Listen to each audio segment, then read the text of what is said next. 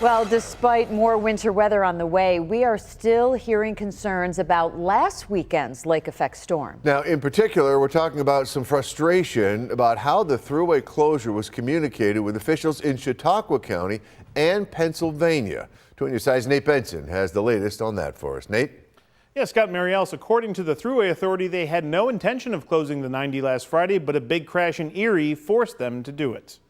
Well, I think we had a very large pile up that caused a pretty large amount of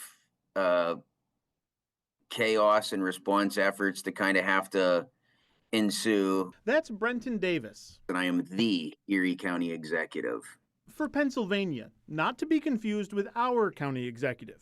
With the shutdown of 90, folks were routed, I believe, off the Westfield exit onto Route 5. From my perspective, putting the vehicles out onto the two-lane state roads or the two-lane county roads, it does make it more difficult. While no one was left stranded for hours on end, Chautauqua County Sheriff James Quattrone says the frustration is with how the Thruway closure is communicated. We receive an email at our dispatch center, our 911 center, advising that they're going to close the Thruway down. And how much time his team is given to react. It doesn't give us a lot of time to plan, to prepare for the increased traffic.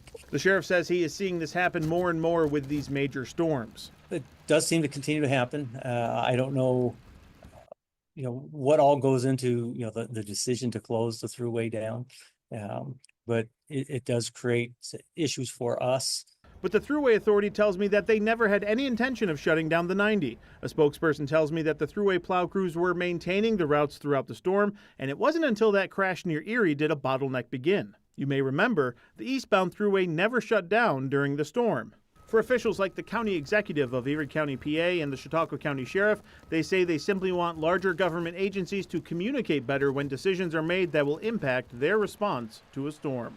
Like so many things, it's communicating with the different entities, and emails may not always be the best. I would love to see more communication or better communication, but unfortunately, when you fall under different jurisdictions, you got to make the best choices. It's easy to Monday morning quarterback. Sheriff Quattrone says he's hoping there's an after-action report for this storm and that some of his communication concerns are noted. On your side, Nate Benson, Channel 2 News.